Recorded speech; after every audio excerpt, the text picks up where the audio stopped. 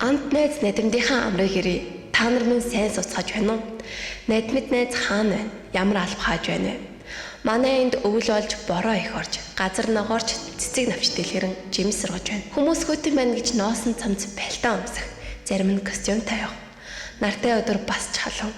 Саяхан Сахарын Гардая, Ургаала, Тугуурт Бусада, Пискара хотуудаар аялав. Франц хэл үзэж байгаа боловч ахиц муутай. Ер нь нас ихсэн хойно хэл оролдох нэлээд явгүй байдаг аж. Уран бүтээл гэж хийсэн юмгүй. Дотроо багсаагийн бодож түүнийг нутагтаа очиж, заримыг нь цаасан дээр буулгах, заримыг нь хөгжимд оруулсан гэж яарсан. Ярьж хэлцэх сонин сайхан юм их байна.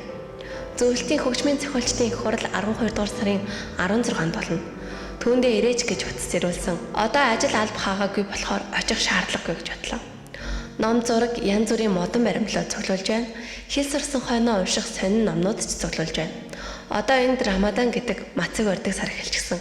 Хүмүүс өдөр хоол идэхгүй, тамхич татах учиргүй. Хавар тийш хоньны баяр гэж том баяр болно.